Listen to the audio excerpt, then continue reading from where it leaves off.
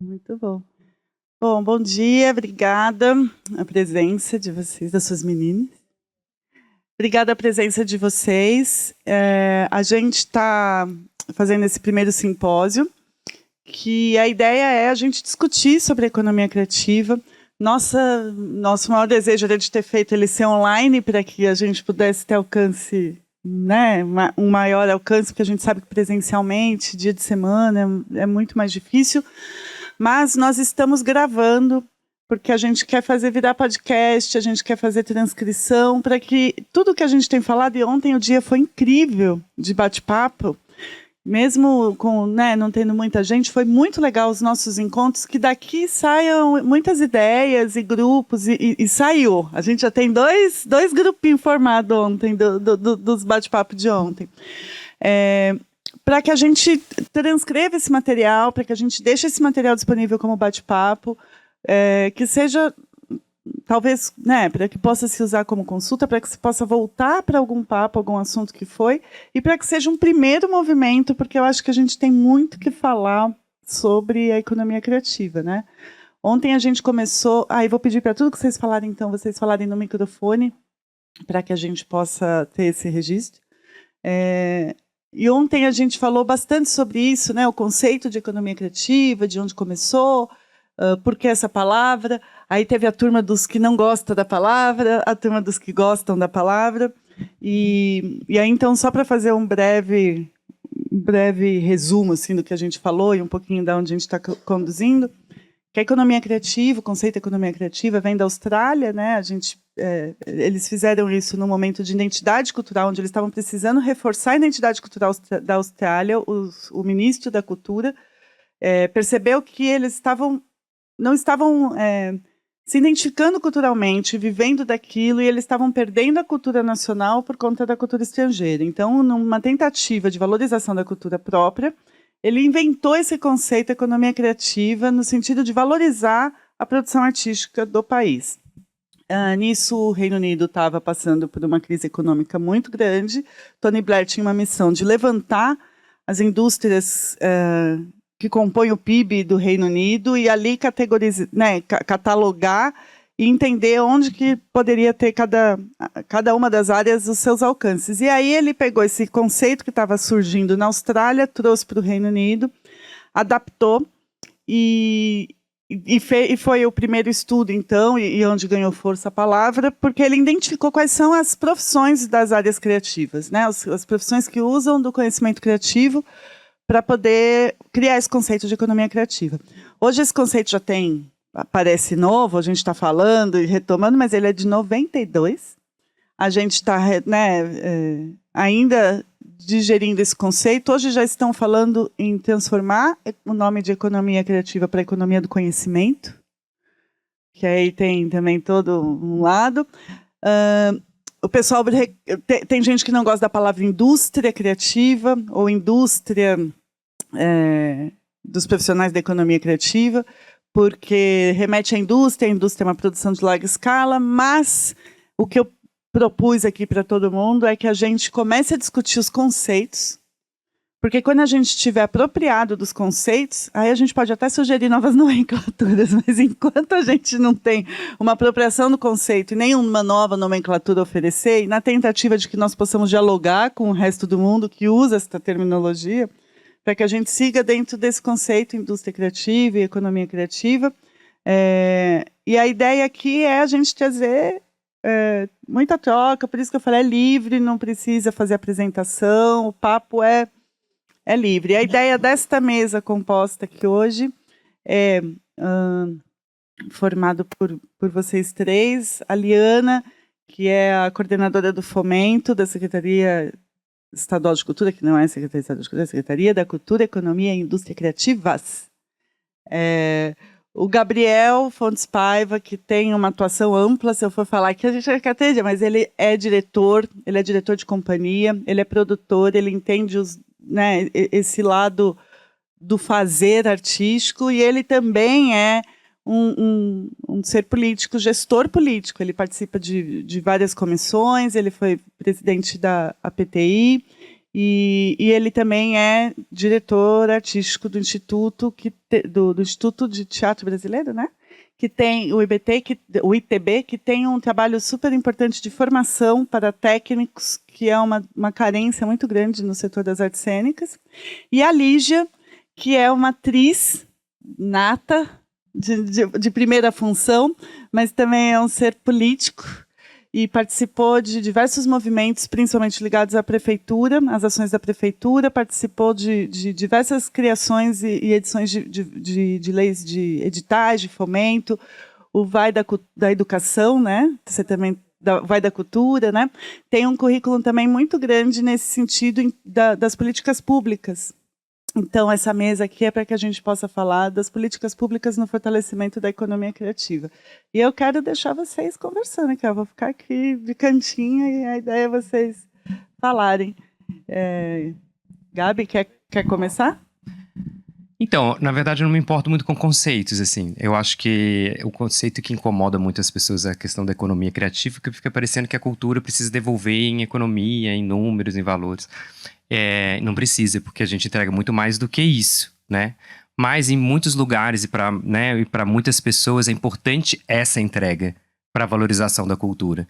E através desses números a gente consegue construir muitas políticas públicas para a cultura. Então é importante que se tenha também, né? Mas é apenas um viés, né?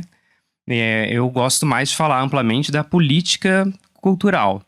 Porque a política cultural que eu costumo dizer para os alunos, para as pessoas, né, ou nesse tipo de palestra, ela é diretamente relacionada com a produção cultural daquele lugar. Então, assim, a política cultural de uma prefeitura, de um estado ou de uma nação, de um país, você vai examinar qual é a política daquele lugar.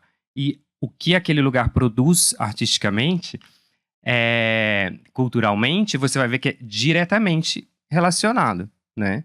Aí eu vou dar um exemplo, porque é melhor, né, falar de exemplos e tal. Vamos falar daqui de São Paulo. São Paulo e a gente está falando de artes cênicas, o evento aqui é de artes cênicas, né? São Paulo é a capital mundial de estreias de espetáculos teatrais. Por quê? Por que as pessoas são alucinadas por estrear? Não, por causa da política cultural desenvolvida aqui. A quantidade de programas, leis, e mesmo aquilo que não é exatamente feito, né, por governos, né, o Sistema S, eles valorizam as estreias. Então você tem uma produção muito diferente do resto do mundo. Uma produção em que se estreia, o espetáculo às vezes dura muito pouco, termina rapidamente, logo vem uma nova estreia, uma nova estreia, uma nova estreia. Isso é bom ou ruim? Não, tô tomando partido de nada, só tô dizendo que é diferente dos outros lugares. Se você vai para, né, aí pegando os exemplos das maiores cidades, né, das artes cênicas, né, você vai para Londres, Nova York, você tem menos estreias do que São Paulo. Mas a característica, por exemplo, de Londres é espetáculos que duram muito tempo. Isso a gente está falando, claro, de circuitos, né? Se você vai para um circuito mais experimental, as temporadas não duram tanto tempo, mas elas também circulam muito, né? Então, claro que é difícil a gente falar as coisas sem poder desenvolver muito, né? Porque parece que tá... Claro que tem isso também. Mas então, isso é a maneira de se mostrar como que a política interfere no fazer artístico, e por isso que todos os artistas, os fazedores de cultura, os produtores devem se interessar por isso, devem participar, né? Devem se atualizar, porque isso está interferindo, né? Isso está fazendo essa mudança importante. Se vocês querem falar, querem que eu vá continuar? A minha primeira formação é como atriz, né? Isso em 98, 99. Eu tenho um programa, né, dentro da Secretaria de Cultura, que é o programa Jovem Monitor Cultural, que quando eu vou conversar com eles, eu falo, eu tirei meu DRT antes de vocês nascerem, né? Porque são jovens aí de 18 a 29 anos, então a grande maioria deles nasceu depois da criação da Lei Rouanet, dos fomentos, do VAI, né, que é a porta de entrada dos editais dentro da Prefeitura de São Paulo. Então, quando eu conto para eles, né, como era para você conseguir um financiamento, enfim, conseguir um patrocínio de um espetáculo, isso no final dos anos 90, começo dos anos 2000, era assustador. Não tinha, não existia. Ou você vendia seu carro, ou você tinha uma herança, enfim, ou você era um global, né? Que até hoje, né? Você ser o global ou você ser influencer te ajuda aí na captação de patrocínio, mas naquela época era muito pior. Então, a política pública ela é fundamental para desenvolver a economia criativa, e por mais que as pessoas tenham um certo ranço, né, da palavra economia criativa, a gente tem tentado mudar. Eu acho que foi um passo muito importante do Estado, né, mudar a nomenclatura da secretaria. Na Secretaria Municipal de Cultura, a gente não fez essa mudança, mas a gente mudou os paradigmas e os pensamentos, né, dos artistas. Estamos tentando fazer essa transformação de 3 anos para cá, porque o artista que não se entende, né, como um agente da economia, alguém vai botar o preço que quiser nele. E é isso que a gente tenta explicar para as pessoas, que se você não coloca um valor para aquilo que você faz, alguém vai colocar um valor muito menor. Mas é difícil, né, a gente mudar. Ainda mais que na Secretaria Municipal de Cultura a gente trabalha muito com pessoas que estão aí há anos, né, trabalhando da mesma maneira, e você quer implementar alguma mudança, as pessoas são um pouco resistentes. A gente entrou com linguagens novas, né, da economia criativa agora. Então a SPCine, ela é muito recente, né, na Secretaria Municipal de Cultura. A formação, né, em games, por exemplo, ela é muito recente. E quando a gente olha num campo assim mais amplo, né, de linguagens, você consegue enxergar a produção musical, o game, o cinema na economia, né? E não tem tanta restrição. Agora, quando você fala de teatro, né, ainda mais quando teatro de grupo, coletivo, teatro que nasceu do Vai, né, que são coletivos da periferia, as pessoas ainda têm essa resistência. E a gente precisa mudar. Porque as políticas públicas, elas vão atender a sociedade até uma parte. Depois de o outro lado, a sociedade precisa retroalimentar, né, essa função. A gente ontem falou disso, porque ontem a gente abriu o simpósio com a pesquisa do João Leiva, né, da J. Leiva, em parceria lá com a PTI, de 2018. E aí foi super interessante, porque ele mostrou os dados das mulheres na indústria criativa, então, em geral. E aí, assim, no cinema, isso está mais claro e mais forte, e nas artes cênicas a dificuldade absurda de se compreender por conta da dificuldade de ter dados. Por quê? Foram lá analisados 1.400 espetáculos. Desses 1.400, tinham 800 nomes de produtores, diretores e autores, que são os 3 elos considerados como quem toca, né, os projetos. E aí a gente falou, mas por que são 1.400 e tem 800? Onde estão esses 700 que estão faltando, né? Porque são coletivos. E aí assinam coletivo. E é uma coisa super difícil, porque as outras áreas da economia têm isso muito claro nas definições dos papéis. E nas artes cênicas a gente pede essa definição. Por quê? Isso é quem define, é quem está botando ali no papel. Quem está botando ali no papel ou é o coletivo, ou o produtor, que não está muito preocupado em fazer isso virar dado, porque não está muito preocupado em fazer isso virar informação. E os dados são super importantes para que a gente construa as políticas públicas. Então, a gente ontem trouxe essa coisa do coletivo, dos coletivos assim, ó, coletivo não sei o quê. Coordenador de direção, caso a direção tenha sido a coletiva, mas alguém teve que coordenar, então não bota o coletivo, porque você perde o dado da informação. Foram quantos homens e quantas mulheres? A hora que entra coletivo, a gente não sabe quantas pessoas estão envolvidas. Então, a hora que a gente fala profissionais e entra lá 700 produções de 1.400 assinando coletivamente, não temos dados para a política pública, né? Você sabe, não sei se completando um pouquinho, acho que o que você está falando, esse ano, dentro do Fomento CUT-SP, a gente começou a traçar o perfil do fomento no estado de São Paulo. Então, todo o cadastro que a gente faz, que o proponente faz na hora de participar dos editais, ele já vem responder uma pesquisa justamente para a gente conseguir identificar quem são essas pessoas. E, inclusive, para os coletivos, sem constituição jurídica, muitas vezes, ele tem que apresentar a ficha técnica da equipe criativa, principalmente, e na ficha técnica também já indicar se são homens, mulheres, faixa etária. Então, a gente já começa a traçar um perfil para trazer dados, porque sem dados é difícil a gente construir a política pública no Estado.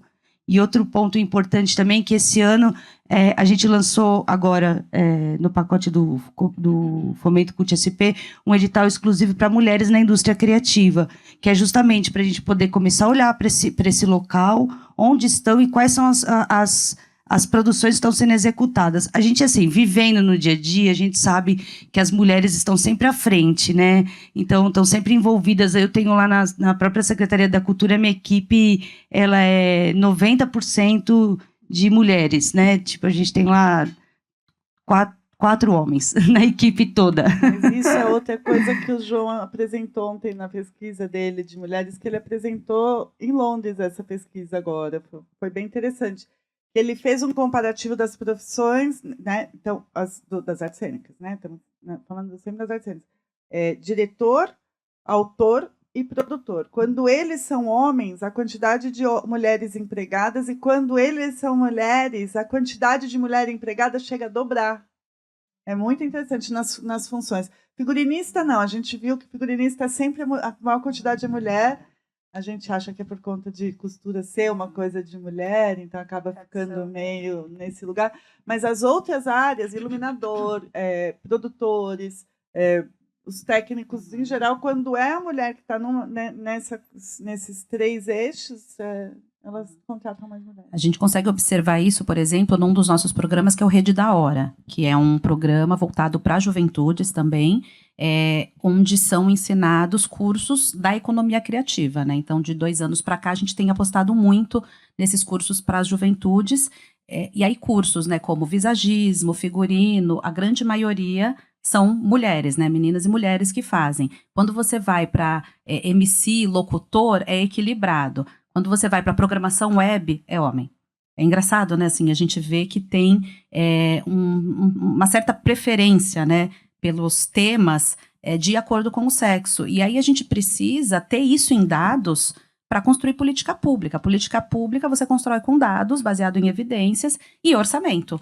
Então, eu sempre digo, né, não adianta falar que é porque eu gosto de formação cultural. Se a linha de orçamento de formação cultural for pequena, você não gosta, né? Então, precisa ter dinheiro naquela dotação para você realmente estar investindo. E hoje, na Prefeitura de São Paulo, a gente tem, por exemplo, né, essa aí é a opinião minha, tá? A gente tem um tripé, né, dentro da Secretaria de Cultura, que é a formação, fomentos e a programação. Então, dentro desses 3 eixos, né, da secretaria, a gente teve um investimento muito forte na formação cultural, pensando, né, nesses modelos de economia criativa para realmente as pessoas se formarem e terem renda a partir daí. Então, a gente tem 3 programas que são 2 programas, né, que são históricos na cidade, que é o PIA e o vocacional, mas que estavam muito ligados à formação do munícipe de maneira, enfim, se ele quer virar artista, ele vira, se ele não quiser, ele não vira, e tá tudo certo. Não dependia, não tinha assim, não é um objetivo, né, desses programas que as pessoas se profissionalizem. E depois, né, a gente implementou o PIAPI, que é voltado para a primeira infância. E agora a gente tem, né, 2 programas, o Jovem Monitor Cultural e o Rede da Hora, que são voltados para qualificação e capacitação profissional. E a gente tem essa resistência ainda, né, dos jovens. Mas é um programa de qualificação profissional? Não, é um programa de formação, mas que está te preparando para o mercado de trabalho. Então, o Jovem Monitor Cultural, durante muito tempo, ele tem 14, 15 anos mais ou menos, era voltado para artistas que iam depois trabalhar ou não com cultura. E a gente fez uma mudança no projeto pedagógico para que esses artistas, né, que adentrem ao programa, eles saiam do programa preparados para a produção e gestão cultural. Porque eles vão conseguir produzir o trabalho artístico deles com muito mais facilidade, com muito mais qualidade. E ganhando dinheiro com isso, tendo renda em cima disso. Porque é muito preocupante, né, a gente ver que a gente representa um grande número, né, dentro da economia, acho que é 4%, né, que a cultura representa, tem esse dado, que é 4% do...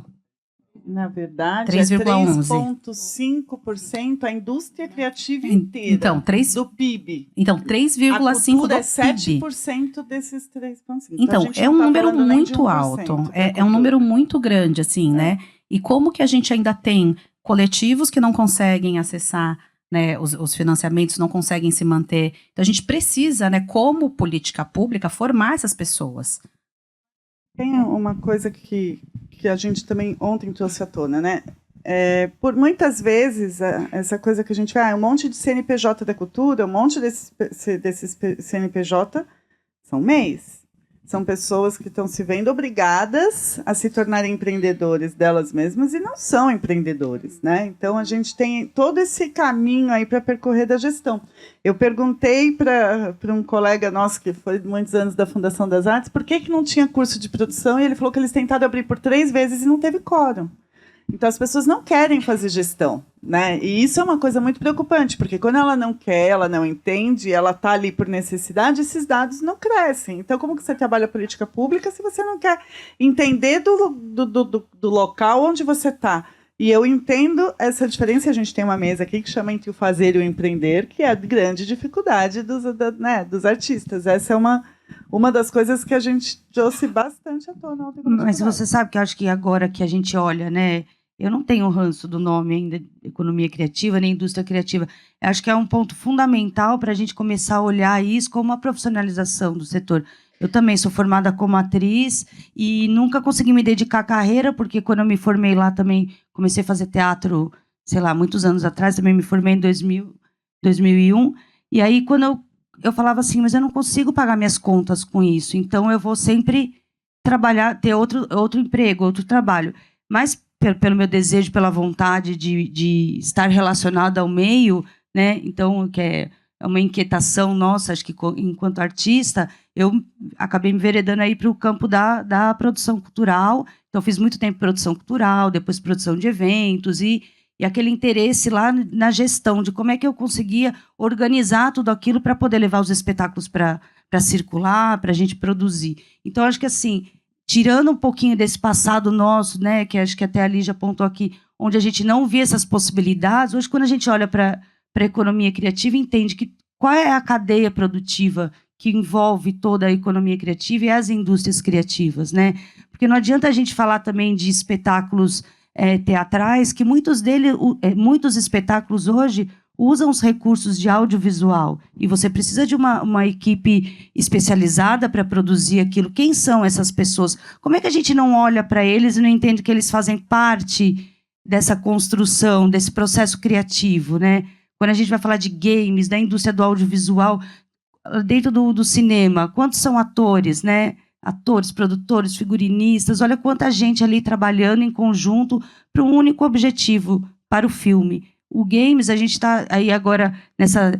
É uma linha nova, né, que a gente começa a discutir, mas que tem investimento privado, né, não é só recurso financeiro, mas ali a gente tem ilustradores, roteiristas, atores, né, produtores, tem aqueles de realidade virtual. Então são muito, a gente ainda, eu nem estou habituada ainda. A gente acabou também de lançar, fez um investimento agora de 10 milhões, né, do Fomento Cult SP só para a área de cultura pop, né? A gente foi falar de cosplay, teve alguns e-mails que a gente disse, mas cosplay, porque a gente não está querendo dividir o recurso, a gente está querendo, sabe, incorporar as atividades criativas, artísticas, dentro desse nosso novo universo. A gente tem que olhar para o futuro e entender que isso são capacidades e competências da nossa arte também. Como a gente vai transformar aquilo que a gente acredita, enquanto cultura, enquanto arte, com capacitação, para que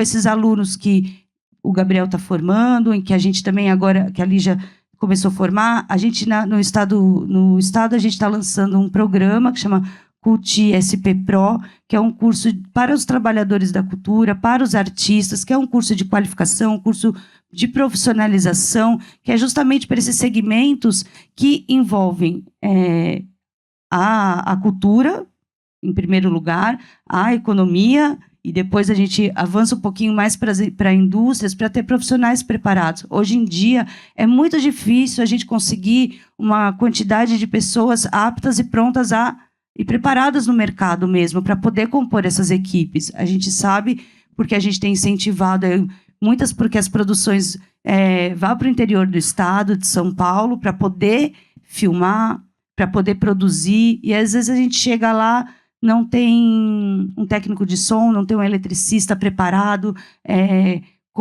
qualificado para poder desenvolver aquela atividade. Então, a gente começa a amarrar todo mundo dentro desse ciclo, né, da cadeia, que a gente vai chamar de cadeia produtiva da cultura, e aí a gente fala assim, mas a gente quer viver do quê? Se a gente não olhar para o que a gente está produzindo e não entender que a gente precisa de dinheiro, de recurso financeiro para poder tanto produzir, mas tanto para poder se manter, para poder sustentar, para que outras jovens também possam olhar para essa profissão, né, que é uma profissão, né, eu também tenho DRT, né, mas o que é o DRT se a gente não tiver no mercado, né? Mas eu tenho orgulho dele, ele está lá guardado, assim, ó. Um dia eu volto a usar. Mas ele está. Se a gente não pegar para essa jovem e falar para ela que o mercado está aí, ela tem a possibilidade. E aí, os editais, hoje, é uma das ferramentas, né? A gente vai falar, tem os editais, a gente trabalha no governo do estado com o PROAC ICMS, a gente tem aí no âmbito federal a própria Lei Rouanet, que os produtores, os artistas estão buscando esses recursos para começar a desenvolver os projetos. Muita gente já está fazendo isso há muitos anos, né? Mas tem muita gente nova. A gente lá no governo do estado percebeu, teve a pandemia. Aí deu um start em todo mundo também, porque falou, nossa, teve a pandemia, e agora? Aí, eletricista parou, marceneiro parou, segurança parou, né? Mas o que essas pessoas têm a ver com a gente? Tudo. Sem eles, você monta cenário, né? A gente aqui a gente é do teatro, a gente monta, né? Às vezes, se precisar, vamos ser sinceros. O Gabriel, eu sei que você der um prego, um martelo lá, eu sei que você vai fazer. O pessoal de artes cênicas é mais diferente em relação a isso, a gente monta. Mas, assim, a gente precisa deles, porque... E cadê todo mundo? Aí a pandemia veio. E aí a gente teve os recursos da Lei Aldir Blanc, que é a primeira vez que chega um recurso tão grande para todos os estados, todos os municípios, para os artistas e fazedores de cultura. Nessa, todo mundo se descobriu artista, né, em um determinado momento. E só que eu tento olhar isso para um lado positivo. Sim. Sabe aquela coisa que estava adormecida em mim? Eu queria fazer um projeto, mas eu nunca fiz, mas estava tão adormecido aqui. E aí, quando eu vi a possibilidade, né, eu tinha o DRT, eu via, porque eu estudei, mas não consegui mercado, não consegui trabalhar, não consegui. Quando eu vi quando eu vi a oportunidade de conseguir o recurso da Lei Aldir Blanc, eu falei, vou me inscrever. Só que daí chegou um monte de gente, produtores, cineastas, de uma obra só, né? E aí a gente faz o quê com esse pessoal agora? Porque eles estão aí, estão todos aqui brigando por um lugar, né? Por um lugar no espaço, por uma fatia do bolo, né? Então a gente vem com os cursos para preparar. Porque nem todo, né? Tem gente que fala assim, agora tem um monte de gente aí, eu já escutei isso, tem um monte de gente aí no mercado falando que é artista. Eu falei, poxa, mas se eles chegaram, mas são, e se eles chegaram agora, o que a gente faz? É a nossa realidade, vamos ajudar, vamos apoiar. E o papel do poder público é esse, fazer esse apoio, dar esse apoio, né? Para que tenha continuidade e que a gente possa produzir coisas lindas aqui no estado de São Paulo. E a gente sabe que não fica aqui, né? É daqui para o Brasil, para o mundo, com tantos exemplos aí que a gente pode passar horas aqui falando, né, Dani? Nossa, vocês foram falando aqui, somei 4 coisas que eu quero falar, porque eu vou falar em ordem de trás para frente. Acho que, né, começando aqui pelo que você falou da questão das novas leis de incentivos pós-pandemia, isso realmente modificou o país. Eu viajo muito porque o ITB já esteve em 15 cidades diferentes, hoje a gente está em 9 cidades, quando a gente visita alguns lugares que a primeira vez que eles tiveram um incentivo foi Aldir Blanc. E aí eu percebo que eles estão com uma autoestima muito melhor. Você chega no lugar e a pessoa fala assim, ei, querido. Chega no lugar e a pessoa fala, eu ganhei um prêmio Aldir Blanc. Isso é quase, né, uma vitória. E isso é um início, isso é uma semente que foi plantada, porque essas mesmas pessoas vão reivindicar para que a prefeitura, o Estado, também comece a construir políticas públicas, né? Isso foi uma virada de chave, né? Até porque a gente estava bem paralisado, não só por conta da pandemia, mas por conta de um governo que tinha uma proposta que era contrária à cultura. Eu não estou aqui tomando partido nem fazendo política, eu só estou dizendo algo que era fato. Mas o que aconteceu? A gente se mobilizou e conseguimos que um Congresso e o Senado, praticamente por unanimidade, aprovassem 2 leis que foram Aldir Blanc e a Paulo Gustavo. E isso é uma virada de chave na política cultural do país. Assim, então, agora, essas pessoas que apareceram pela primeira vez é porque elas não tinham acesso a nada. E aí, agora, elas ainda estão arranhando. E agora elas estão... Isso, e a política agora é de forma permanente. E agora elas estão aprendendo a fazer os projetos, elas estão conseguindo se organizar e, né, estão cavando tudo isso. Então, isso realmente... E aí, esse sentimento de que, né, as pessoas às vezes têm, mas ele agora é artista, ele sempre foi, ele só não teve essa possibilidade de se profissionalizar, né? E nós que já estamos há tanto tempo trabalhando, temos que dividir com eles, temos que lutar juntos para novos incentivos e vamos em frente. E não é à toa que hoje a gente pode comemorar o público que a gente tem no teatro hoje. São Paulo, você vai, qualquer teatro tá cheio, é uma coisa impressionante, é uma vitória, e isso vem de todos esses movimentos, né? Preguiça, às vezes, não dá só vai estar lotado.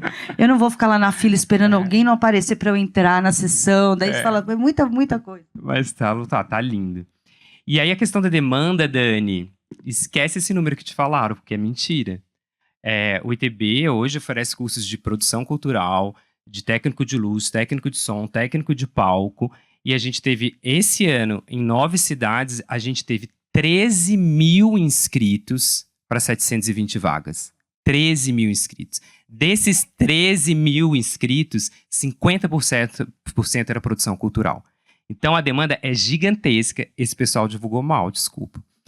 Mas porque não tem como, o número tá aí, ele é muito flagrante, não tem como duvidar dele. É uma informação super importante. Mas todo mundo quer. Porque assim, para a Escola São Paulo de Teatro também eu falo, por que não tem um curso de formação de produção? Não tem Não é verdade, manda falar comigo. Se eu te dizendo que se a gente teve 13 mil inscritos, metade, 7.500, para 20 vezes 9... Quanto que é 20 vezes 9? 180? 180 vagas. 7.500 inscritos para 180 vagas. Só na cidade do Rio de Janeiro a gente teve 3.500 inscritos. A demanda é gigantesca, as pessoas querem se profissionalizar e a curso de produção é o mais procurado. E essa demanda é gigantesca. E aí agora eu vou falar do outro assunto. Eu vou chegar em todos lá, mas vou passar tudo rapidinho. A questão da mulher. A gente tem de inscritos, como os cursos, produção sempre teve mulheres. Historicamente, produção em artes cênicas, em teatro, é de mulheres. E aí você tem todas, você vai pegar o histórico aí do início do século passado, e sempre você tem uma mulher que é a dona da companhia, ainda que ela normalmente convide um diretor para dirigi-la. Você tem essas mulheres, a própria Anissete Bruno, Tônia Carreiro, você tem as só produtoras como a Ruth Escobar, você tem um histórico de mulheres e nessa pesquisa do J. Leiva, ele diz que 50% das mulheres, dos produtores, são mulheres. Então a gente tem esse histórico nas artes cênicas de mulheres produtoras. Já na área técnica, a gente não tem esse histórico, a gente tem muita dificuldade. Então, tem uma companhia, que é o Grupo 3 de Teatro, a gente tem um espetáculo que é o Neste Mundo Louco, Nessa Noite Brilhante, em que os técnicos ficam no palco, e é uma temática feminina, da violência contra a mulher. E eu quero mulheres no palco. E a gente teve muita dificuldade. No Rio de Janeiro, a gente foi entrar em cartaz agora, a gente conseguiu uma mulher para operar o som na 13ª tentativa. Então, olha a dificuldade que é. Lá no ITB, o que a gente faz? A gente recebe um número de 30% de mulheres inscritas para as profissões, mas na seleção a gente trabalha com a cota, né? E a gente consegue ter 50% de mulheres em todos os cursos, né? Então, com isso, a gente está informado meio a meio. Então, agora a gente vai ter, né? Isso é um preconceito, enfim, é um conceito, preconceito, todas essas coisas que a gente vai identificando das profissões, né? Mesmo musicistas, você vê quão poucas musicistas a gente tem para o número de músicos. E aí, quando você pensa também a profissão de técnico, parece que é uma coisa que eu mesmo, há um tempo atrás, falar, vou contratar uma técnica, estou precisando de um técnico de palco. Vou contratar uma mulher. Eu pensei, mas como ela vai fazer para carregar peso? A gente tem esse preconceito, isso é uma coisa triste, que é uma coisa, né? Hoje eu já mudei completamente o meu conceito, porque as técnicas de palco são muito superiores aos técnicos, muitas vezes, e elas não só carregam peso, como fazem com mais eficiência e tudo e tal, e a profissão dela não é carregar peso, é ser técnica de palco, e tem essa possibilidade, ela vai lá e ela vai dar conta. Então, essa é a questão que a gente precisa olhar para a coisa da mulher, mas que acho que a gente está até bem avançado em relação às outras profissões e tal. E aí, para encerrar, né, os 4 assuntos, a questão da forma da organização. Realmente, artes cênicas é diferente. Então, se ele tem essa dificuldade de fazer a pesquisa, né, falando lá do J. Leif, teve da dificuldade e tal, desculpa a provocação, mas eu provoco, deram o microfone aqui. A pesquisa é que tem que se adaptar à nossa forma de trabalhar, e não à nossa forma de trabalhar que tem que se adaptar à pesquisa. Então, as artes cênicas realmente se organizam de uma forma diferente do cinema e de outras áreas. O cinema e tudo hoje em dia, o comércio, a indústria e tal, se organiza numa hierarquia muito rígida, que é um pensamento pós-revolução industrial. Já as artes cênicas, a gente se organiza muito antes da Revolução Industrial. Mais ou menos uns 3.000 anos a gente trabalha mais ou menos do mesmo jeito. E é uma forma de trabalhar em que as hierarquias não são rígidas nem impostas. Então você não tem, o cinema você sai de lá formado, você sabe exatamente uma nomenclatura perfeita, tudo certinho aqui. Não, a gente confunde os nomes. Eu chamo produtor executivo, você chama assistente de produção, o outro chama diretor de produção, né? Cada um chama uma coisa. E as hierarquias, elas acontecem de uma forma natural. A gente forma grupos, não necessariamente um grupo de teatro. Eu posso fazer uma montagem única, mas eu vou formar um grupo para fazer aquela peça. E a hierarquia vai se dando de uma forma natural. Às vezes é o diretor que é o cabeça, às vezes é o produtor, às vezes é o ator. Isso é uma coisa que vai variando. E a gente também tem essa coisa de misturar o trabalho. Quando você assiste um espetáculo, você não sabe o quanto daquele cenário é do cenógrafo, o quanto é do cenotécnico, o quanto é do diretor, o quanto é do ator. Porque todos eles são determinantes para todas aquelas, para todo aquele fazer. Por isso que a gente chama de coletivo, né? E é isso. A gente não tem uma hierarquia rígida, a gente também não tem... e a gente tem uma forma de organizar que é meio essa, assim, né? Se você for pensar, a pessoa normalmente, quando tem que assumir um cargo, ela vai assumir aquele cargo, ela foi convidada para aquilo porque ela tem as características para aquele cargo, alguma coisa que ela não sabe fazer, ela vai ter que correr atrás e dar conta daquilo, porque ela tem que preencher as funções daquele cargo. Não, nas artes cênicas a gente pode dividir, né? Se eu sou bom para fazer uma coisa e não sou tão bom em outra coisa, ela vai assumir para mim, porque ela é muito melhor que eu nisso. Então a gente pode fazer essa troca. A gente tem essa coisa mais misturada. Parece o caos, mas não é. A gente faz isso há 3.000 anos e dá certo. Então dá certo. A gente não precisa de agora modificar a nossa forma. Porque isso acontece no Brasil. Então é das características das artes cênicas no Brasil. E aqui na América do Sul, a gente tem também uma proximidade nessa forma de trabalho com a Colômbia. Mas não é assim que acontece na Argentina. Hoje a gente vai ter um grupo aqui argentino, que é um coletivo, que assinam coletivamente, mas que tem os papéis claramente definidos dentro do coletivo. E definitivamente não é assim que acontece na Europa. Mesmo o grupo da Riane Moschini, o Teatro de Solé, é muito claro quem faz o que lá dentro, as divisões. Então, ele é uma coisa cultural, sim, dentro das artes cênicas, que nasceu como coletivo, né? na função teatro das artes cênicas, circo das artes cênicas, talvez as ações performáticas não, mas o teatro e o circo têm essa característica, mas ela é muito típico e realizado aqui no Brasil. E era isso que a gente estava falando na reunião, que essa sendo uma característica brasileira, a gente tem essa... Como que a gente lida com esses dados? Porque...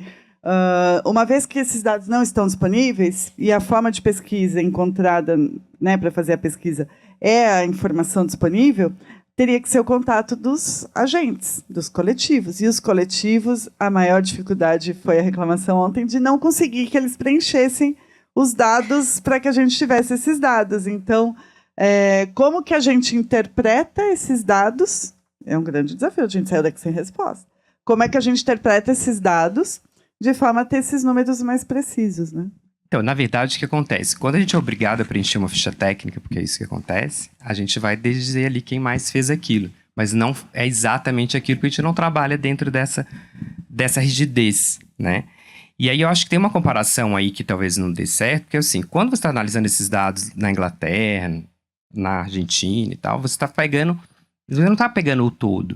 Você está pegando aquelas pessoas que trabalham de uma forma mais organizada, né? Se você pegar esse número aí do Leiva, esses 800 são, de repente, as pessoas que trabalham de uma forma mais organizada. As minhas peças todas têm ficha técnica. Claro, né? A gente chega uma hora, a gente vai definir, alguém tem que assinar aquilo, ainda que eu pense que eu tenha tido participação naquele outro, em outra função, eu vou assinar uma coisa só, porque existe aquele limitador. Então é ao contrário que é feito. A gente faz no coletivo, mas na hora de preencher a ficha técnica, a gente vai fazer essa divisão. Então quem tem, de repente, esse lugar, né, mais concreto, mais, né, tem que ter essa entrega e tal, eles vão se organizar para isso. Agora, esses que são menos organizados, precisam de pegar pela mão. Precisa de mostrar, pedir que eles indiquem, né? Mas quem aí que assumiu mais, tal. Ou entender que eles são um coletivo. E eles não vão querer se classificar ou se dividir nessas funções. E a gente fica com esse número, né, deturpado frente às outras. Porque essa pesquisa que ele tem, inclusive, ele fez um comparativo com outras áreas. E as artes cênicas ficou com essa lacuna, né? Mas acho que as leis, essas pesquisas, elas são mais recentes também, né? Então, assim, a gente está começando a olhar para isso e começar a falar, opa, precisamos de dados. O Itaú mesmo do PIB é de 2020, 19, né? Mas publicou em 2020, não foi isso? A pesquisa mais atual é a da indústria criativa, que é a da Firjan. Então a gente está falando, né? A gente está aqui em 2024 ainda, não acabou o ano, estamos aqui ainda em 2024. Tem gente que já... a gente dos editais, a gente já está em 2026. Mas a gente ainda está aqui em 2024. Então, assim, são pesquisas recentes que a gente tem que começar. A gente está precisando de dados, a gente está precisando olhar para isso. Como que a gente faz? Quem são as empresas e os institutos capacitados para poder desenvolver essas pesquisas, olhando para isso que você colocou agora, né? Para essas especificidades dos coletivos, né? Porque a gente sabe, né? Uma pessoa, eu assino a ficha técnica lá como figurinista, mas a gente está falando de um núcleo criativo, que meu conceito vai no diálogo com o diretor, vai no diálogo com o produtor daquilo que ele não achou, do que eu idealizei, ele não achou e o outro não gostou. Então, assim, são esses núcleos coletivos que vão desenvolvendo aí o visagismo, né? Do espetáculo, como que a gente olha para isso. Mas eu acho que a gente está num caminho no início... Ainda 3.000 anos, mas tem coisas que a gente ainda está engatinhando, né? Mas eu acho que... Desculpa. Esse papel da secretaria, eu acho que a secretaria tem que... A gente tem repetido isso, né, na militância cultural, da coisa da pesquisa, dos números, como um mantra. Porque é isso que vai tirar a gente desse lugar e a gente vai conseguir ter esses números, né? Então, assim... Prestação de contas, por exemplo, né? É um lugar em que vocês podem ter todos esses números, né? Que são muito mais importantes do que ter a nota fiscal da água. Tem que ter a nota fiscal, né? Mas a gente quer saber que público... Eu tenho a sensação que a Paulo Gustavo, de circulação, ela deve ter gerado números enormes de público, porque foi um projeto muito importante, muito significativo, né? Assim, a quantidade de espetáculos que está circulando, a quantidade de público que está tendo. Esses números a gente precisa. E a secretaria talvez seja um canal, porque ela tem na mão isso. As pessoas recebem um recurso dela, precisam prestar conta para ela, então ela pode obrigar a que esses números venham. Então, isso que a secretaria está fazendo, de estar atrás disso, que continue cada vez mais, porque é disso que a gente precisa e é com esses números que a gente consegue reivindicar mais políticas públicas, né? Eu acho que o caminho é mais esse mesmo. E tem uma instabilidade na profissão que faz a gente, né, fazer 10 coisas ao mesmo tempo. Então, você é ator, mas você é produtor.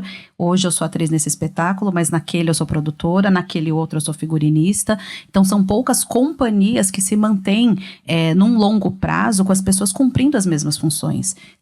Então, o que acontece muitas vezes são artistas que se juntam para fazer um determinado trabalho pontual e depois elas vão se juntar numa outra configuração com outras pessoas, e essa instabilidade, ela vai fazer com que esse artista, talvez ele não se entenda como um figurinista, né? Ele não vai se colocar como figurinista, porque, só foi aqui que eu fiz um trabalho de figurino. Na verdade, eu sou ator, eu sou produtor, enfim.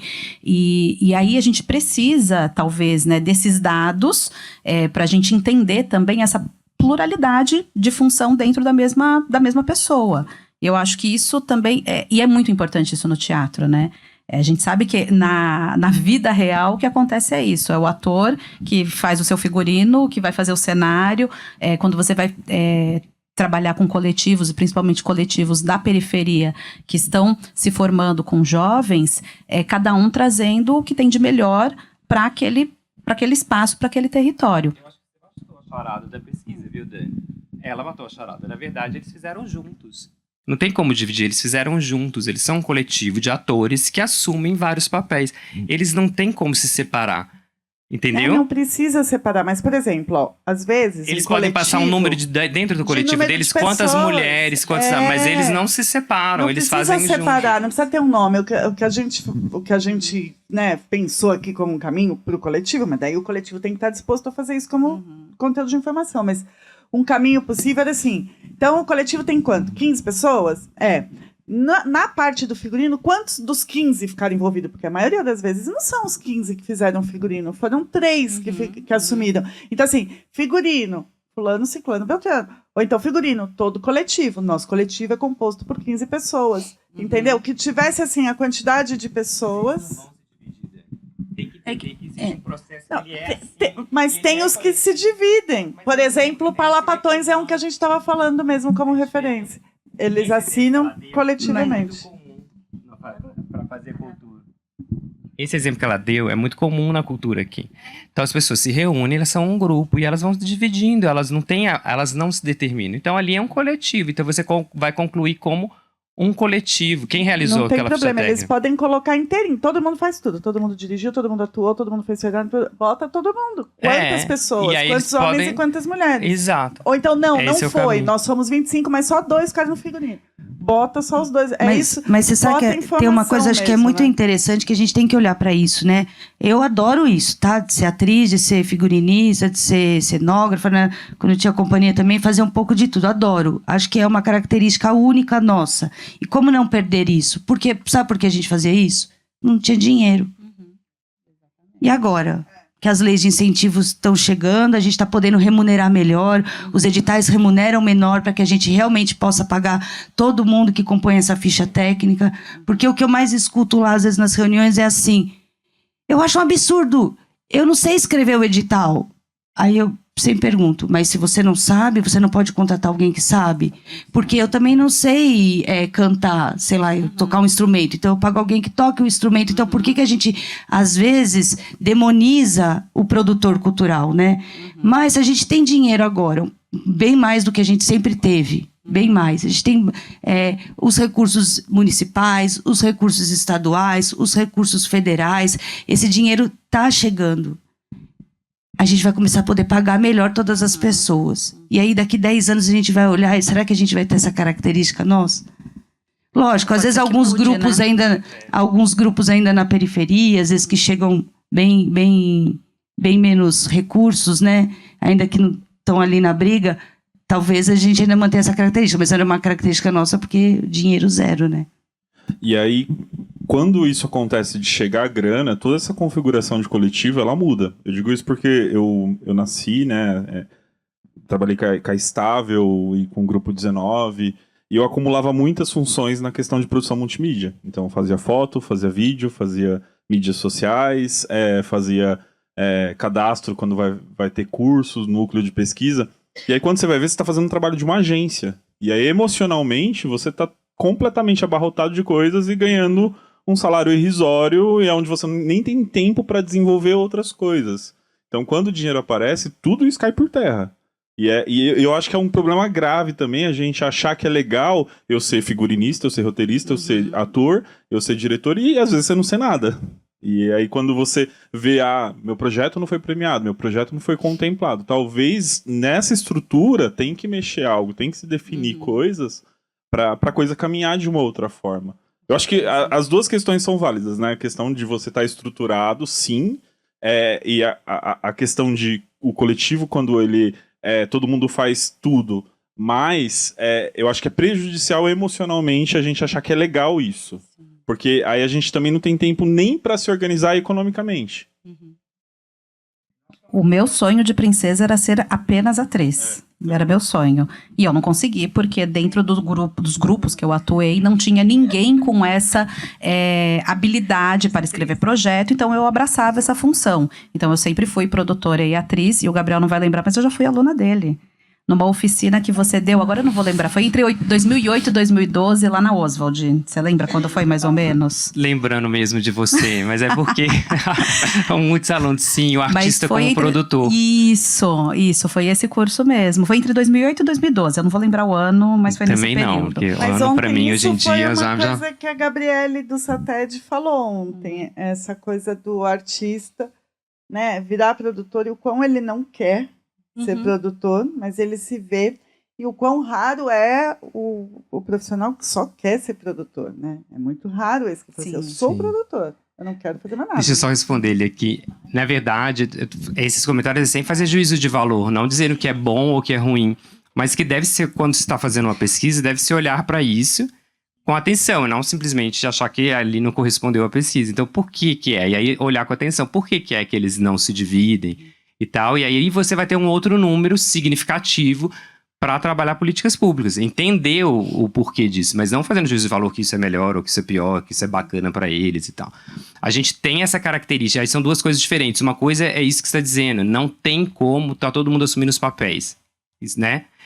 Mas isso também é do nosso fazer. Você tem diversos encenadores que assinam coisas, não é porque eles não tem recurso para isso. É porque eles, eu, por exemplo, muitas vezes assino diversas, assino direção, luz, faço cenário.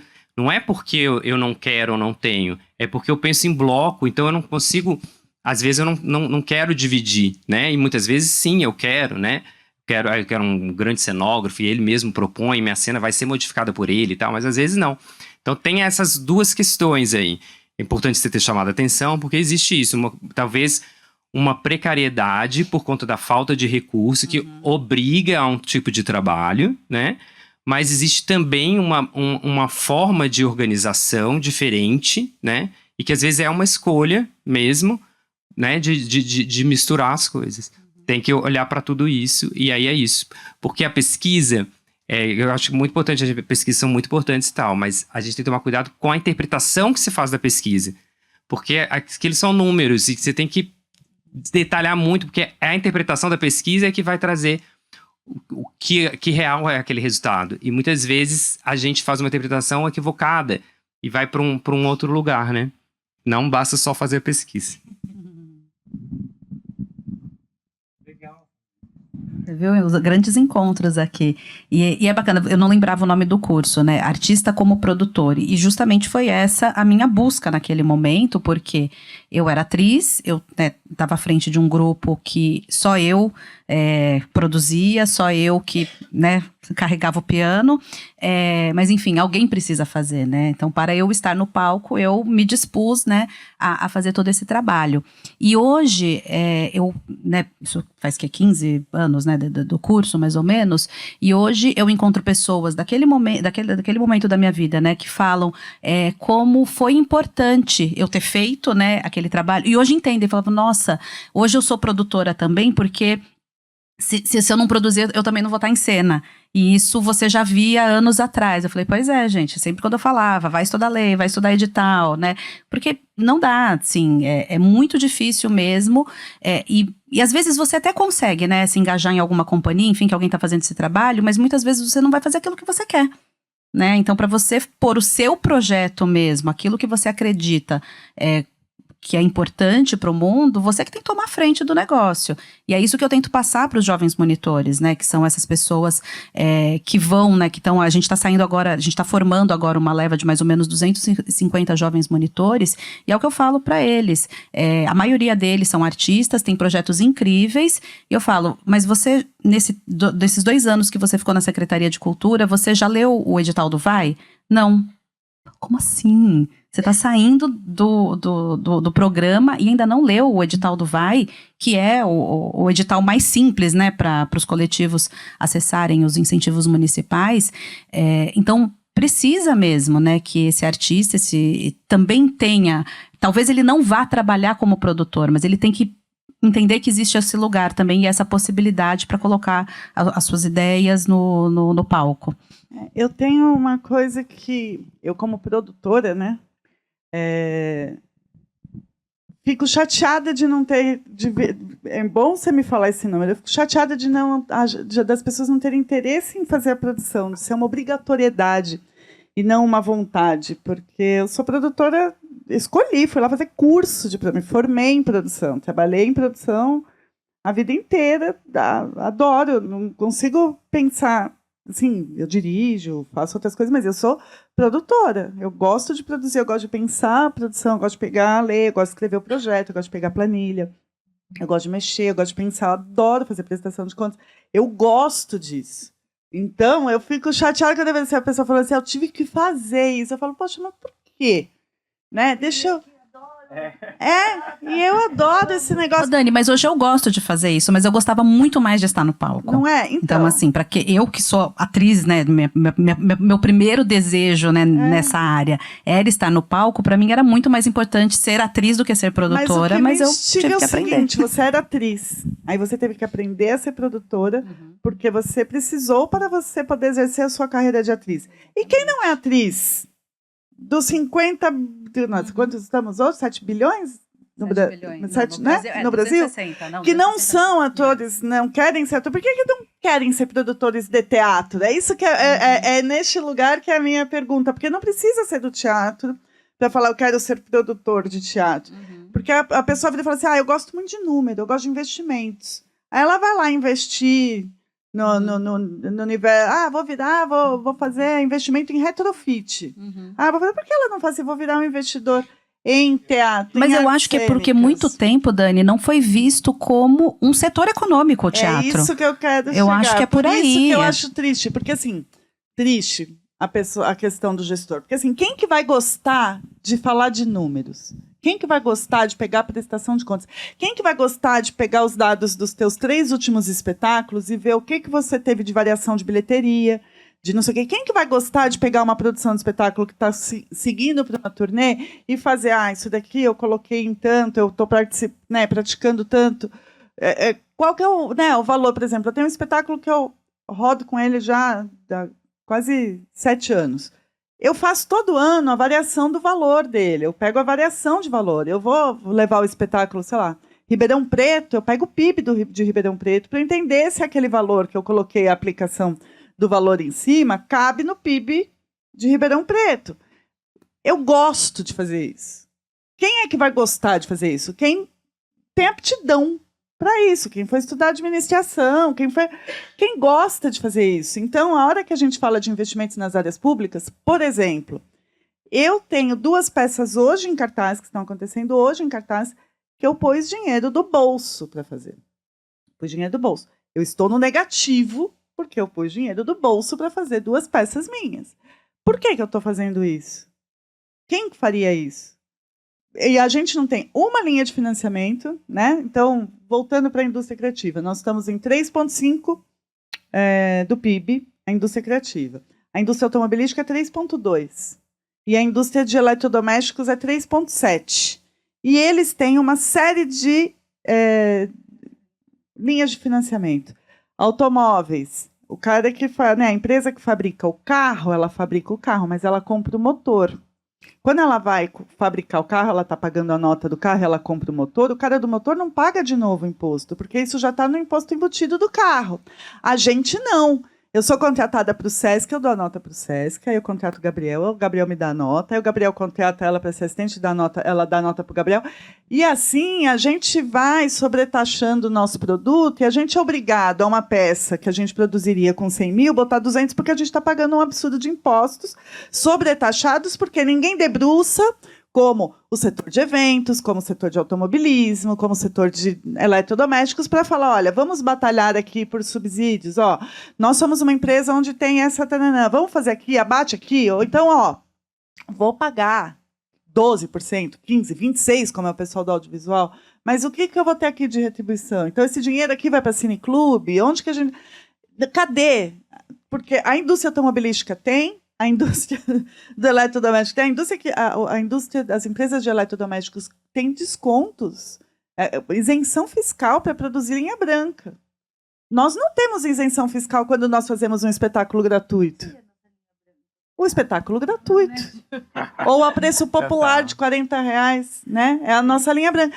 E nós não temos. Por quê? Porque não estamos a fim de debruçar sobre números e falar abertamente. Porque a indústria automobilística chega lá e fala assim, eu gero isso aqui, isso aqui me custa tanto, eu tenho tantos profissionais envolvidos, eu emprego tanto, sem problema de falar isso, né? Queria trazer uma polêmica da lei da meia entrada, né? Que é, né? É uma polêmica.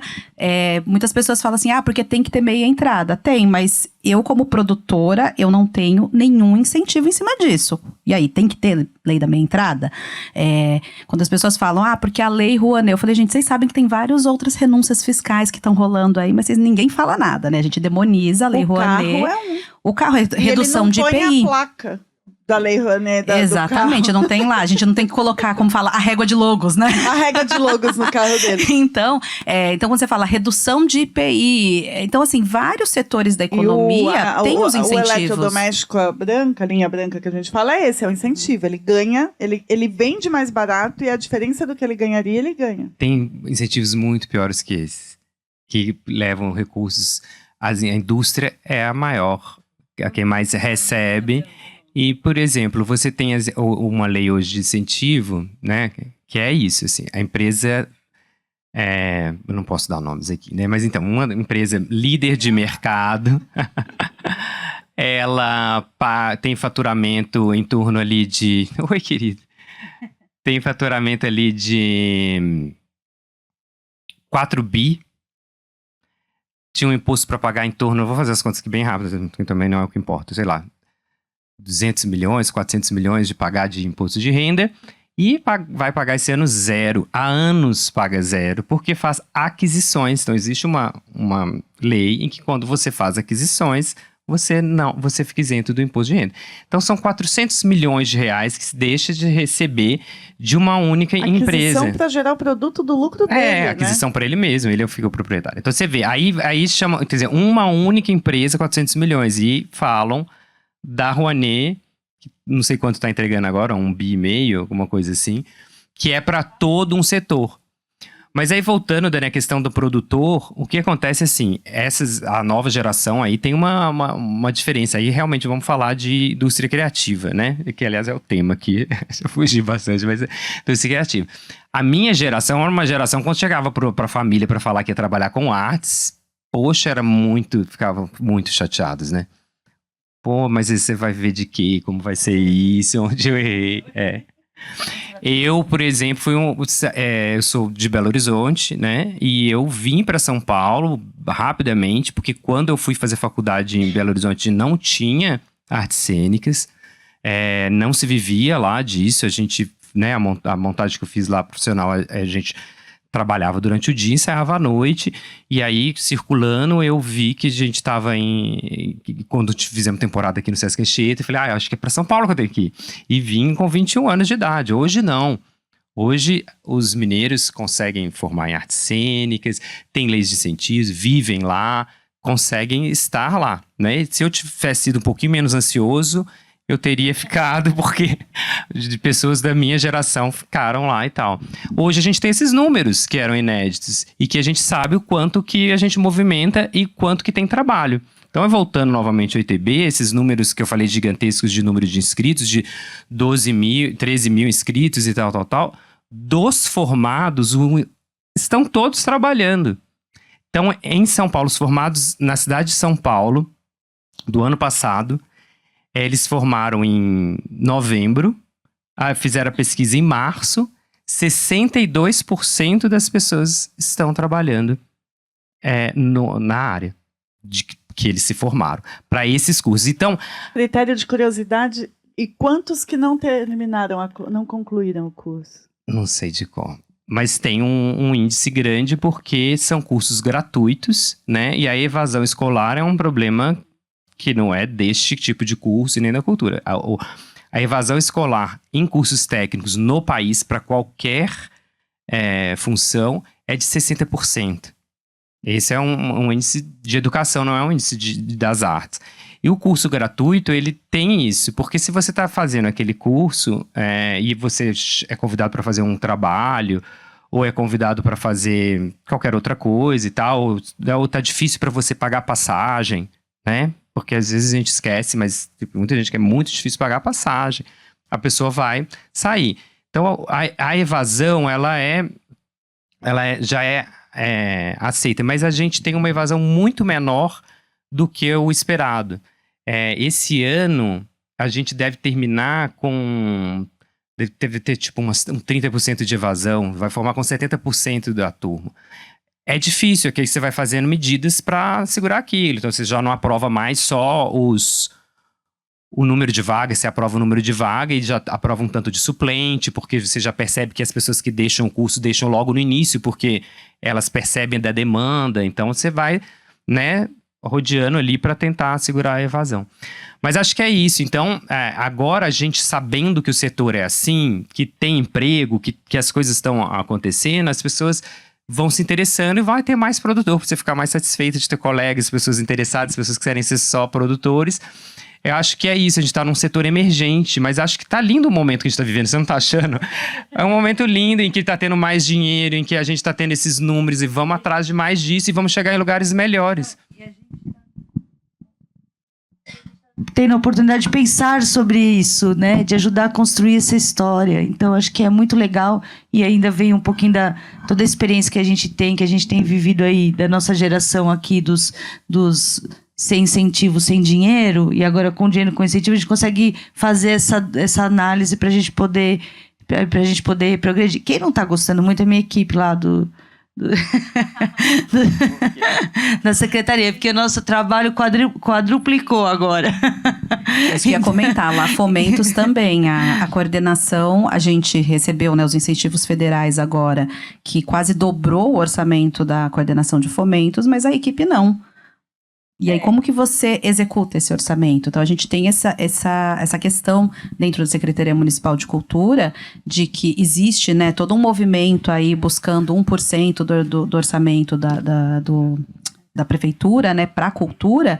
Só que hoje, esse ano, né, a gente vai bater 1 bilhão de orçamento na Secretaria de Cultura.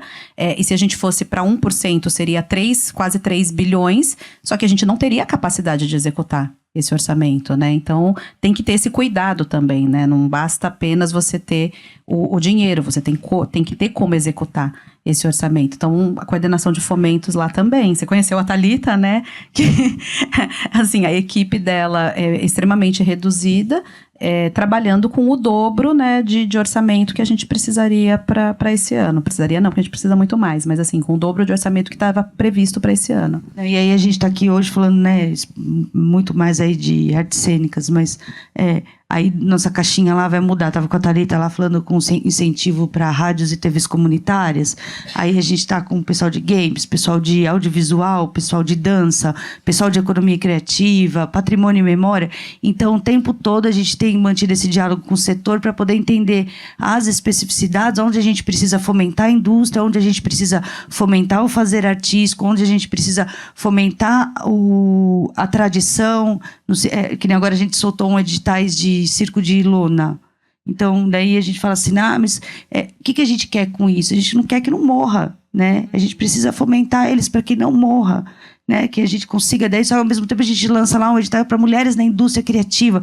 Vamos falar de vendas, de dinheiro, de hub, de criatividade. São, às vezes, coisas tão opostas e a gente com a equipe super reduzida, que isso, acho que não só nós no município aqui de São Paulo, o maior município, o estado de São Paulo, mas assim, a gente tem muitos municípios também que a gente precisa preparar esses gestores também para estarem executando esse dinheiro e fazendo a política pública chegar na ponta lá. Então, é um desafio sem fim, né? E a gente está falando de teatro, que é a nossa especialidade aqui, né? Acho que em comum dos 4, mas a gente tem uma gama aí de setores, de linguagens, e que a gente tenta olhar para isso também, para compor todo esse número gigantesco aí, que a gente vai falar, não só de trabalho, geração de trabalho, renda e investimento. E assim, aí eu queria perguntar a cada um de vocês, para a gente, né, seguir para o fim do quadro. Então, a gente, né, sabendo que as áreas da indústria criativa são muitas, né? Então, a gente está falando aqui das artes cênicas. E aproveitando que acho que a maioria das pessoas que estão aqui também são das artes cênicas, e vocês são das artes cênicas, então vamos aproveitar esse potencial todo para entender isso. Primeiro, queria abrir para a plateia, ver se alguém quer fazer alguma pergunta. Primeira coisa que eu queria, né, fazer para vocês, perguntas. O que vocês entendem, como que vocês acham que agentes né, profissionais das artes cênicas pode ter como ação individualmente para mudar, para poder puxar esses dados para cima, para a gente poder ter esses números mais presentes e isso seja um vocabulário comum e fácil para a gente poder estar dialogando entre os nossos pares.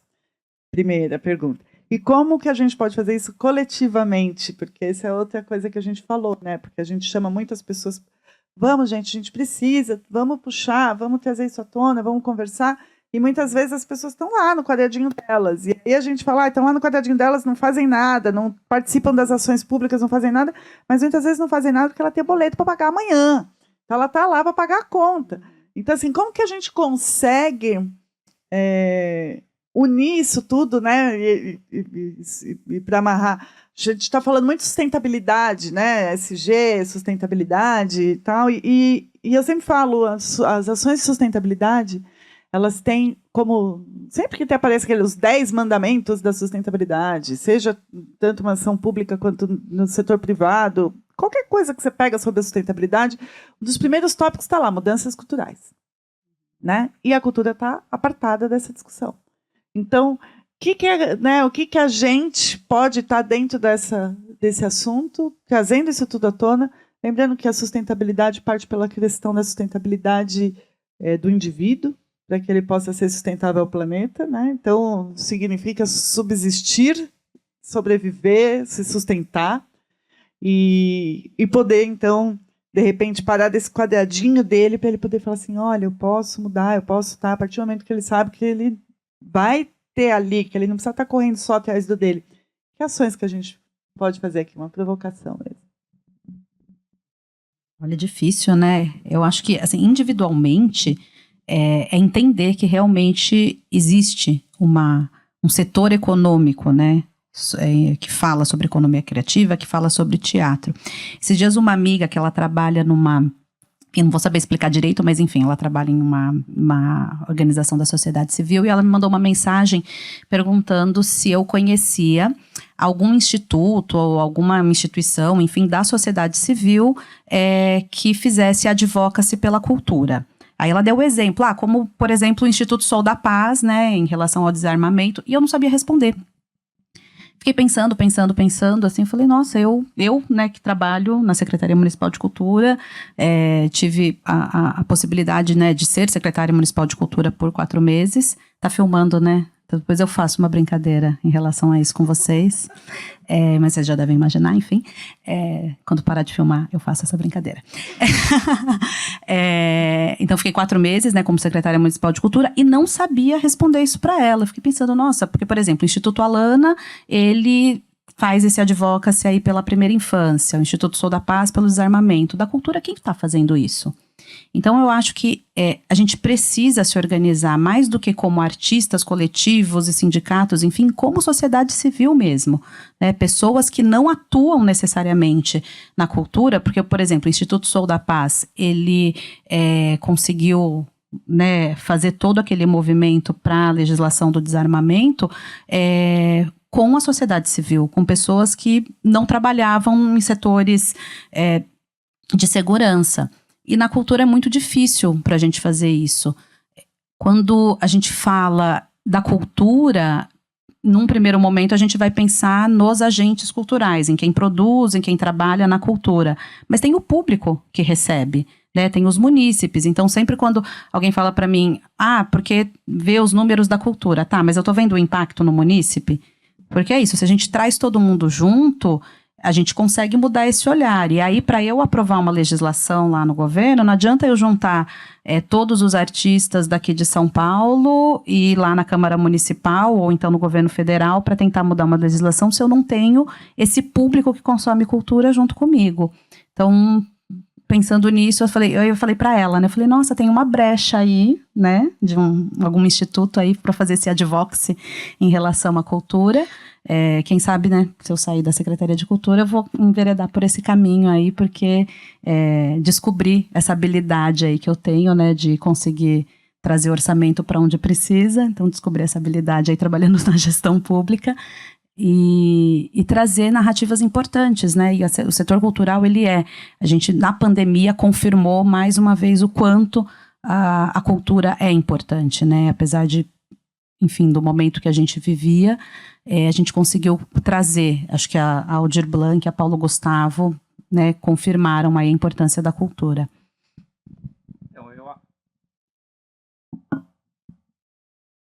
Então, eu volto àquele primeira fala que eu fiz, né? A gente, para ver o quanto que a política cultural influencia, né, as atividades culturais e artísticas, basta você ver a política cultural daquele lugar, município, estado, ou nação, né, ou país, e o que é produzido ali. Então, a gente tem que conscientizar os fazedores de cultura, os artistas disso, eles entenderem isso e que eles precisam participar, né? Eu descobri essa participação lá atrás, quando um grupo de produtores mais velhos me chamaram para participar, que foi quando a gente fundou a PTI. E aí eu comecei a entender o quanto que é o papel. Foi ali que eu entendi, vou lembrar o ano. Enfim, há uns 20 e poucos anos atrás, que eu fui entender que a sociedade civil tem um papel fundamental dentro de uma democracia, né? Que é de reivindicar, de se juntar para poder representar e ir lá no setor público. Porque o setor público, às vezes as pessoas ficam questionando, mas esse secretário de cultura não é da cultura. Não tem que ser da cultura. Ele tem que ser um bom gestor.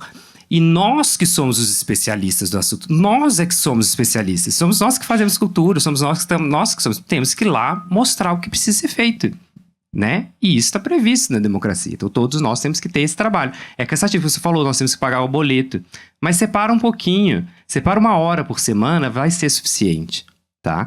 Eu cheguei a trabalhar 20 horas por semana, pro bono, né, sem receber nada, nesse movimento, né?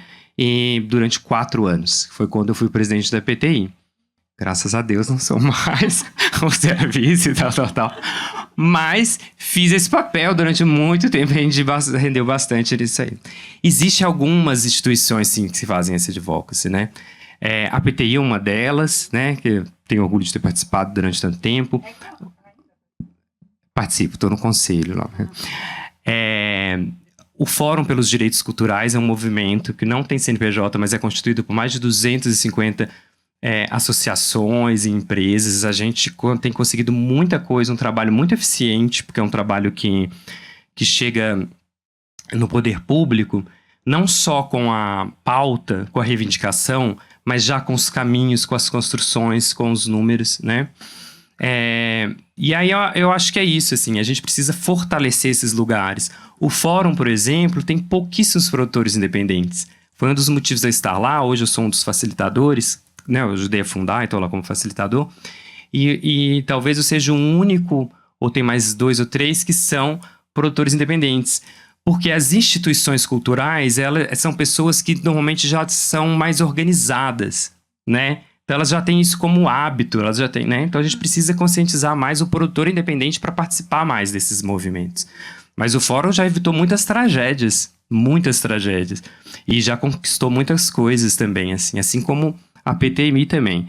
E todas as outras, né? A Cooperativa Paulista de Teatro é um grande exemplo, né? O que a cooperativa já não construiu de política pública, né?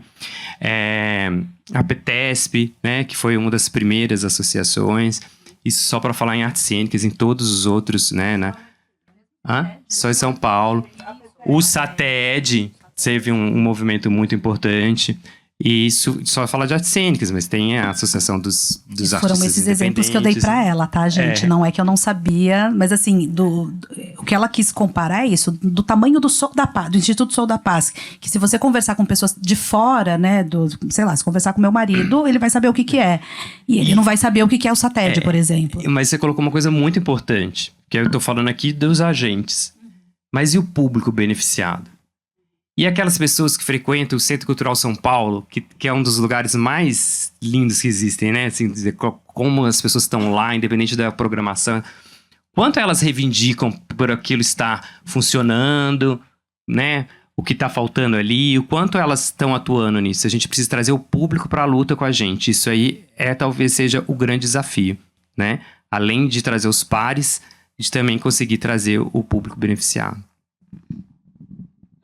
Eu acho que sem público nossa arte não acontece, né? Alguém precisa ver, porque a gente também é vaidoso, a gente tem o ego alto, a gente precisa que isso chegue até a ponta, né? O que a gente quer dizer, o que a gente quer fazer. Então a política pública ela tem que ser pautada não só no artista, mas ela tem que ser pautada na formação de público, né? Acho que isso é importante. E aí você perguntou dos dados, o que a gente pode fazer, né? Individualmente, eu acredito que é a nossa militância. Não tem como, né? É se manter firme aqui e lutando pelo aquilo que a gente acredita, tentando trazer resultados e transparência nas informações, que eu acho que é o que a gente pode individualmente contribuir. E acho que, enquanto poder público, é na gestão de dados. Eu acho que nós temos essa capacidade, esse poder de investir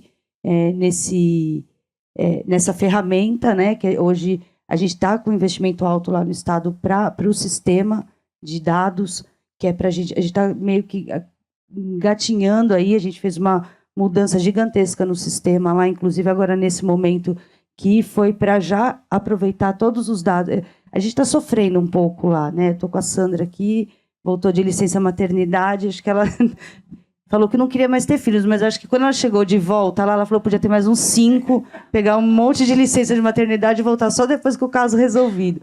Mas foi uma decisão difícil para nós fazer essa alteração no meio do processo dos editais, mas importante para que isso já comece a pautar. Esse ano a gente já tinha algumas informações do que a gente tem do sistema do PROAC dos anos anteriores, mas esse ano a gente vai ter mais informações para a gente poder avançar cada vez mais, né? Tipo, na reformulação da política pública, e sim, para que isso seja uma política estruturante para o Estado de São Paulo. Então, acho que fica um pouquinho, né? Não tem como a gente... não é o teatro ali que vai fazer essa gestão de dados, é um sistema. E a gente tem que olhar para ele lá e falar, a gente precisa dessa ferramenta também para poder continuar garantindo que o teatro vai continuar desenvolvendo, vai continuar sendo produzido e que, principalmente, a gente ficou falando muito aqui, e sem falar do público, né? Mas é uma coisa que até a secretária, a Marília, ela fala muito, mas quem vai assistir? Quem está assistindo? Cadê a formação de plateia? Né? Não adianta a gente só querer fazer, só querer produzir, só querer fazer coisa nova. Cadê o público? Ele está interessado em ver? Por que nos outros países, né, a gente tem essas grandes temporadas de, né, espetáculos em Londres, em Nova York, ficam anos e anos em cartaz, no site de cartaz, e cadê? A gente é tudo tão rápido. Por que a gente precisa produzir tanto? Acho que é uma... Né, será que como a gente se mantém para cativar o público? Né? Que bom seria se a gente pudesse assistir tudo que a gente produz, né? E a gente nem consegue, porque a gente tem a temporada curta. Então, acho que os dados e todo esse olhar para essa gestão de informações aí é uma coisa que a gente tem investido bastante aí para poder pautar e ajudar todos nós, né? Porque amanhã eu também, né, não estou na cultura, volto a ser produtora e aí a gente vai precisar disso para poder pautar a nossa vida artística também. Eu queria só deixar claro que a gente... Todos os palestrantes, os convidados que estão aqui compondo essa mesa, estão aqui voluntariamente, sem ganhar nenhum tostão. Então, a gente falando da questão da doação do tempo, né? É um tempo doado para a gente estar aqui criando esse material que vai ser disponibilizado. E um tempo doado para a gente ter essas ideias e que esse papo continue, que a gente faça novos encontros e que as pessoas nos ouçam mais e que venham junto e que tragam outras questões que talvez a gente não vá conseguir atender com esse, né? São 22 pessoas passando nesses 3 dias de simpósio. Talvez a gente não vá atender todas, né? E descubram outras novas, e a ideia é que esse seja um propulsor. Queria agradecer muito a presença de vocês, a presença de todos vocês. A gente vai dar uma pausa para um café, 11h30 a gente volta.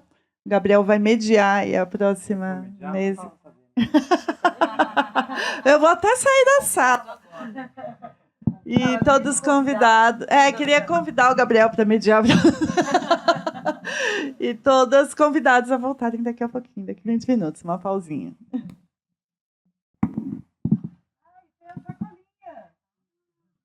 Todo mundo que participou lá, tem uma sacolinha. Vamos fazer uma foto. Não é? Entendeu? Onde a luz está melhor. Vocês viram uma foto que o Pedro Granato fez, o